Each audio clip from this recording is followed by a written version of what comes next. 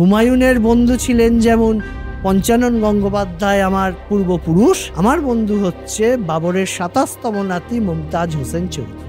British East India কোম্পানির সঙ্গে সম্পর্ক আছে, but not যোগচার্ণক।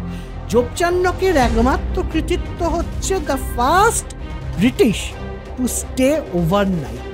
British East India কোম্পানির চার্টার অনুযায়ী you have to give me monopoly rights, এবং অন্য ইউরোপিয়ানরা এখানে ব্যবসা করতে পারবে না। শুধু তাই নয়, নেটিভরা যাদের সঙ্গে আমরা ব্যবসা করব তারা ওদের কোনো মাল বেচতে পারবে না।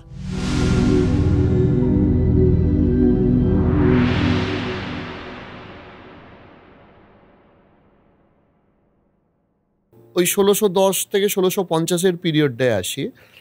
ওই সময় আমরা ট্রেড কাদের সাথে করছি? ইউরোপিয়ানদের সাথে করছি। সাউথ ইস্ট এশিয়া রয়েছে এবং ইউরোপেতে বিভিন্ন দেশ। আমার প্রশ্নটা হচ্ছে কাদের সাথে, মানে কিভাবে করছি? সেটা কি কলকাতা বন্দর থেকে নৌকা মারফত জলপথেই করছি নাকি স্থলপথ আছে সেখানে? স্থলপথেতে তো আমাদের দেশের অন্তর্দেশীয়টা হচ্ছে। এবার মানে বিদেশে যেটা যাচ্ছে সেইটা যাচ্ছে হচ্ছে বাই সি। প্রথমে তার মানে কলকাতা পোর্টও ততক্ষণে হয়ে গেছে। হ্যাঁ, ওই তো সুতালুটি, তখন তো সুতালুটা পোর্ট। আচ্ছা, দুটো পোর্ট বলছি না, গোবিন্দপুর এবং সুতালুটা পোর্ট, যেখানে বিদেশি জাহাজরা আসছে, নোঙর করছে, মাল ওঠানামা করছে এবং ওই হুগলি নদী দিয়ে বঙ্গোপসাগরে গিয়ে উঠছে। সিল্ক, মশলা, এগুলো সব এক্সপোর্ট হচ্ছে। একদম এই কটন ভীষণভাবে চূড়ান্ত অর্থবান একটা একদম প্রসপারাস জায়গা। হ্যাঁ, এইবার 1632 সালে ইংল্যান্ডে কোনো একটা জায়গায় জোবাস চার্নক বলে একজন জন্মাচ্ছে। 1655-এ একটা জাহাজ এসে মানে নোঙর করছে সেন্টফোর্ড জর্জে, ম্যাড্রাসে। সেখান থেকে লুকিয়ে লুকিয়ে একটি যুবক, ব্রিটিশ যুবক নামছে। সেই সময় কি হতো, সব মদের পিপে যেত বিভিন্ন জায়গাতে, জাহাজে সবসময় সেটা থাকতো। বিভিন্ন এইসব ইয়ং যারা ছেলে মেয়ে যাদের চাকরি ওখানে পাচ্ছে না, তারা ওই জাহাজের মধ্যে লুকিয়ে উঠে পড়তো, ওই পিপের পেছনে, পিপের মধ্যে বসে তারা পালিয়ে যেত, যাদের নাম মাস্টার রোলেতে থাকতো না, মানে টিকিট, বিনা টিকিটের যাত্রী এক কথা। আচ্ছা, তো দেখা যাচ্ছে যে জোবাস চার্নকের নাম সেই জাহাজে কোথাও ছিল না। তো ওইরকম বিনা টিকিটের বা লুকিয়ে একজন ব্রিটিশ যুবক সেন্টফোর্ড জর্জে এসে নামছে চাকরির আশায়, কাজের খোঁজে। ম্যাড্রাস পোর্ট, সেন্টফোর্ড জর্জ, চেন্নাই, এখনকার চেন্নাই। এবার একজন ব্রিটিশ যুবক এসছে, কোনো না কোনো কাজ তো পেয়েই যাবে এখানে ব্রিটিশ ইস্ট ইন্ডিয়া কোম্পানির আন্ডারেতে, খুব স্বাভাবিক। তখন মোগল সাম্রাজ্য চলছে, সম্ভবত শাহজাহান, হ্যাঁ 1600 সামথিং, 1657 অব্দি থাকছে সেখানে। এইবার কাজ করতে করতে করতে করতে একটা সময় 1686 তিনি পাটনার কুঠিয়াল বা নেভাল কমান্ডার, কুঠিয়াল মানে ফ্যাক্টর, ঠিক আছে। সেই সময় তিনি এই হুগলি নদী দিয়ে এই সুতালুটা, গোবিন্দপুর এই জায়গাতে এসে দেখলেন যে এখান থেকে ভলিউমনাস সব জাহাজ যাচ্ছে, এখান থেকে জাহাজগুলো মানে লোডিং আনলোডিং হচ্ছে। এই জায়গাটা একটা প্রসপারাস জায়গা, যেখান থেকে অন্য 3টে ইউরোপীয় বাণিজ্য কোম্পানি তারা এখান থেকে ব্যবসা বাণিজ্য করছে, কিন্তু ব্রিটিশদের কিছু নেই। এটা দেখলেন, কিছু করার নেই, ফিরে চলে গেলেন। আবার 2 বছর বাদে এলেন, এবার কয়েক ঘন্টার জন্যে ওপাশে খেজুরি আর এপাশে খিদিরপুরের আশেপাশে কোথাও নোঙর করলেন, নামলেন, আবার ফিরে চলে গেলেন। এরপরেতে হুগলির কুঠিয়াল হলেন। আচ্ছা, এই হুগলির যখন কুঠিয়াল হয়েছেন, এই সময় রাধারমণ মিত্র তার যে কলকাতা দর্পণ বই, সেখানে 129 নম্বর পাতাতে দেখবেন ব্রিটানিয়া মাইক্রোপিডিয়ার 4টে লাইন এখানে লেখা রয়েছে যে যোগচার্ণক কেমন মানুষ ছিল, এবং সেখানে তো বলা হচ্ছে যে ভারতীয়দের উপর অকথ্য অত্যাচার তিনি করতেন এবং বিভিন্ন নারী ঘটিত কাণ্ড কারখানা তিনি করলেন, যার জন্যে মুঘল তার বিরুদ্ধে মৃত্যু পরোয়ানা জারি করলো। তাকে গ্রেপ্তার করা হবে, তাকে এক্সিকিউট করা হবে। এবং কার সময় সেটা? এটা হচ্ছে 1600, তারিখটা আমি বলে দিচ্ছি, 1690 সালের 24শে আগস্ট এই তারিখটা, মানে ঔরঙ্গজেব তখন 1690 সালে ঔরঙ্গজেব, ঠিক আছে। মৃত্যু পরোয়ানা জারি হয়েছে, দিনটা মনে করতে বললাম 24 আগস্ট, যে দিনটা নাকি কলকাতার জন্মদিন। সেই দিনে মুঘল সেনারা জোপচার্নককে হত্যা করবে বলে তাড়া করেছে। আগস্ট মাস, প্রচণ্ড ঝড় বৃষ্টি হচ্ছে। খবরটা পেয়ে কোনো রকমে 2-3জনকে নিয়ে কটা ছিপ নৌকোতে বসে দক্ষিণের পথে ভেসে পড়ল, পালাচ্ছে। পেছনে মুঘল সেনারা তাড়া করেছে। দুপুর 3:20 বাগবাজার ঘাট বা সুতালুটার ঘাটাতে এসে নামলো। নেমে আমাদের জায়গিরদার বিদ্যাধর রায় চৌধুরীর কাছে পলিটিক্যাল অ্যাসাইলাম চাইল। বিদ্যাধর রায় চৌধুরী বলল, ঠিক আছে, তুমি ট্যাক্স দাও, থাকতে পারো। এবার যখন ও আমাদের সাবর্ণদের জায়গিরেতে নেমে গেছে, মুঘল সেনারা যখন দেখলো যে সাবর্ণদের এখানে ওরা নেমে গেছে, ওরা ফিরে চলে গেল। ওরা আমাদের কাছে ওরা আসবে না, বা আমাদের সঙ্গে কোনো এতে আসবে না ওরা, যেহেতু আমরা মানে মুঘলদের সঙ্গে সেই সম্পর্ক আমাদের একটা। এবং বলে রাখি, মুঘলদের সঙ্গে সেই সম্পর্ক যেটা হুমায়ুনের সময় পঞ্চানন গঙ্গোপাধ্যায় শুরু করেছিলেন, আমাদের 19তম পুরুষ, আজকে আমি 35তম পুরুষও কিন্তু মুঘলদের সঙ্গে সেই সম্পর্কই রয়ে গেছে। এবং হুমায়ুনের বন্ধু ছিলেন যেমন পঞ্চানন গঙ্গোপাধ্যায় আমার পূর্বপুরুষ, আমার বন্ধু হচ্ছে বাবরের 27তম নাতি মুমতাজ হোসেন চৌধুরী। কোথায় থাকেন এখন? তিনি এই মুহূর্তে উনি ওমানেতে, ইউএইতে ওখানেতে রয়েছেন, একটি সিবিএসই স্কুলের দায়িত্বে রয়েছে। এবং এখানেতে ওদের বাড়ি হচ্ছে বর্ধমানে শক্তিগড়। আচ্ছা, তার একটা বড় গল্প আছে করে রয়েছে, সেটা আবার আরেকদিন। উনি কি এখানে কলকাতা আসেন না? এবং উনি আপনার থেকে অনেক বেশি বাঙালি, রবীন্দ্রভারতীর গোল্ড মেডেলিস্ট। আচ্ছা, উনি কি কলকাতা মাঝে মাঝে আসেন? মাঝে মধ্যে আসেন, সম্ভবত এই সময়তে উনি বর্ধমানেতে বাড়িতে রয়েছেন। আচ্ছা, ঠিক আছে। এবং আমাদের সব অনুষ্ঠানেই উনি পার্টিসিপেট করেন, আসেন, এবং সেই রকম আমাদের বন্ধুত্ব। মানে 500 বছর ধরে একটা সুন্নি পরিবারের সঙ্গে একটা ব্রাহ্মণ পরিবারের বন্ধুত্ব। এবং আরেকটা মজার ব্যাপার, আকবর থেকে তো হিন্দু মহিলাদের বিয়ে করার একটা চল হয়ে গেছিল, মমতাজও কিন্তু একদম ব্রাহ্মণ চক্রবর্তী বাড়ির মেয়েকে বিয়ে করেছে। আচ্ছা।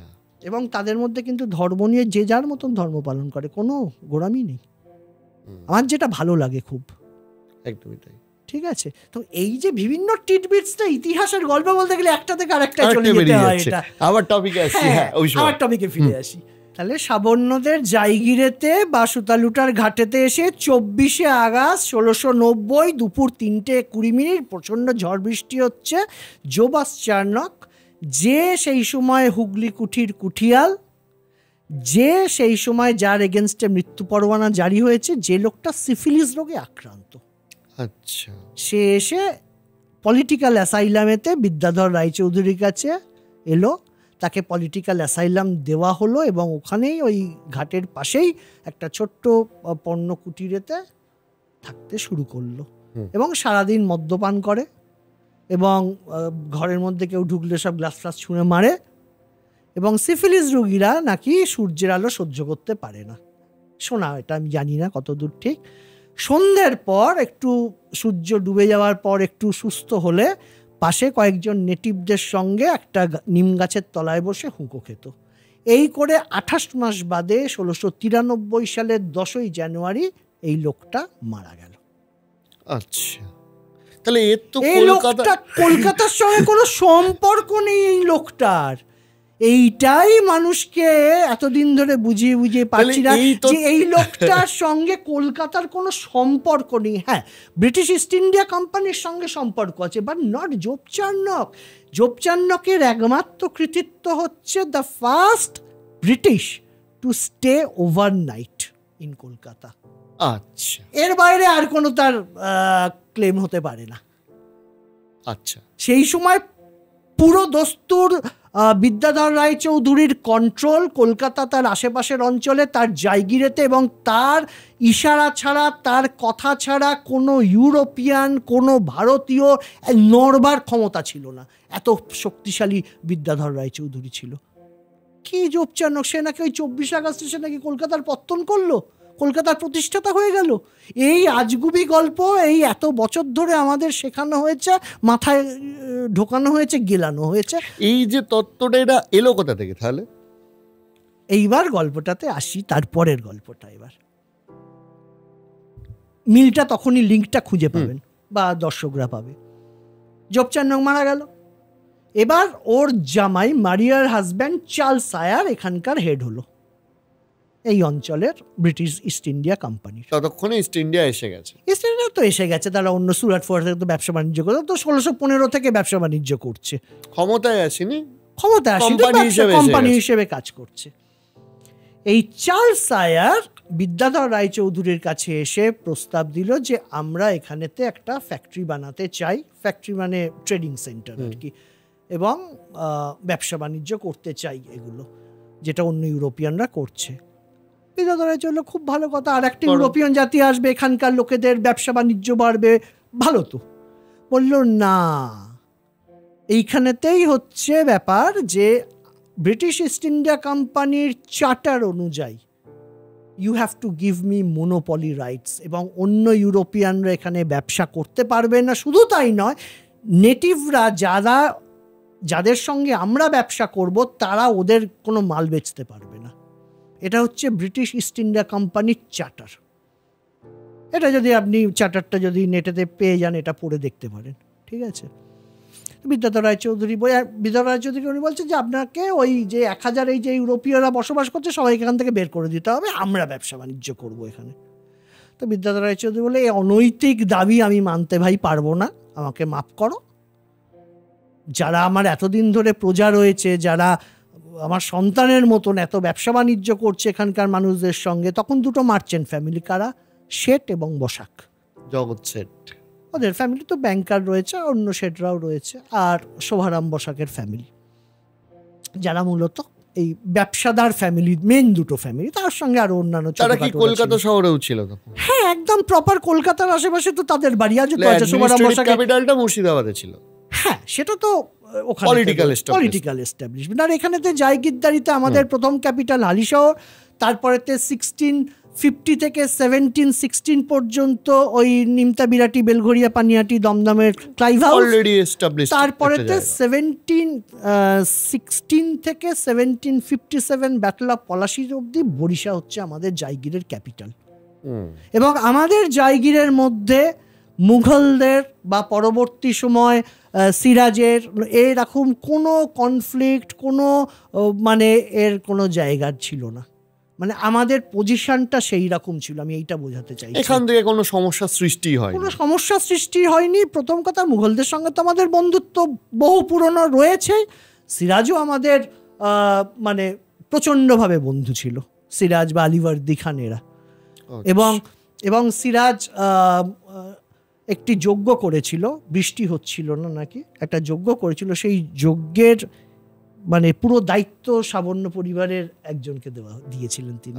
তো তিনি অন্যান্যদের নিয়ে যোগ, এরকম অনেক গল্প বা ইতিহাসে বা টিডবিটস রয়েছে, এরকম প্রচুর গল্প রয়েছে।